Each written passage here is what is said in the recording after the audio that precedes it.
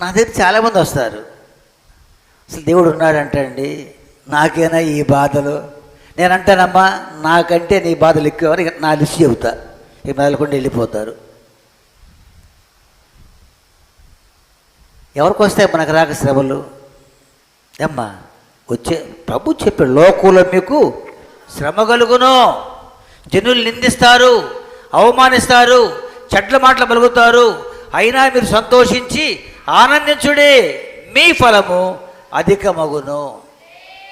ఫలమే కాదు, నేను ఒక మాట చెబుతున్నాను. మధ్యపడి సంఘంలో విశ్వాసులను బట్టి ఇక్కడ చాలామంది దేవుని సేవలో సహకరిస్తూ ఉన్నారు. నేను మన సండే స్కూల్ బుక్ చూస్తే వాళ్ళు పడే కష్టం, వాళ్ళు పడే వ్యయ ప్రయాసలు, వాళ్ళు ఓపిక, పిల్లలు సగనంగా కూర్చోబెట్టడం, ఉదయం నుంచి సాయంకాలం దాకా వాళ్ళకి సర్వెంట్ లాగా పనిచేయటం చూస్తే నాకు చాలా ఆశ్చర్యం వేసి, వీళ్ళందరూ సేవకులు అయితే బాగుండి అనిపించింది.